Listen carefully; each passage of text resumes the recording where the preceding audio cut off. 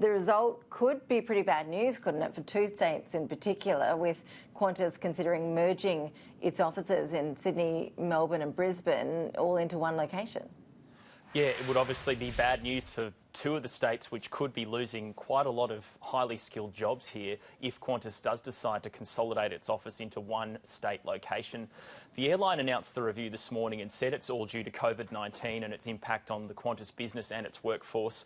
Earlier this year, Qantas cut its staff by 6,000 people. About 25% of them work in the head office. And then a few weeks ago, it also announced it was cutting 2,500 baggage handlers from the Qantas group. So that basically means, think about the amount of office space that it has that is surplus at the moment. So Qantas apparently pays about $40 million a year on rents, and it's going to look to reduce those costs going forward. So the review will have, if we take a look at this slide, you'll see the review will mostly focus on its non-aviation facilities, including the head office at Mascot in Sydney and Jetstar's office in Collingwood in Melbourne.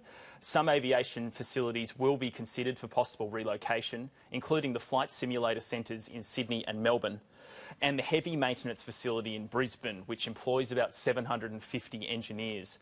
Colliers International has already been appointed to sublease about 25,000 square metres of Qantas's office space, split between Mascot, Melbourne and Hobart.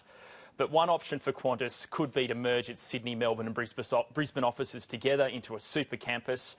And Qantas's Chief Financial Officer, Vanessa Hudson, said in a statement, the Qantas Group will remain one of the country's largest employers and a major generator of economic activity. So we're keen to engage with state governments on any potential incentives as part of our decision making. So it appears here that Qantas is starting to put the pressure on the state governments to basically bid for hosting Qantas's head office and its employees. And Dan Andrews, the Premier of Victoria, spoke a short time ago saying he spoke to the Qantas Chief Executive Alan Joyce last night and is preparing a bid to woo Qantas to Victoria. Take a listen. And as I understand it, they've got some heavy maintenance jobs, they've got some head office jobs. All of those jobs are essentially up for grabs, and we'll be working very hard to make sure that Victoria puts a high quality bid. We have an Avalon airport with enormous amounts of space. We have Melbourne Airport, the largest curfew-free airport in the country.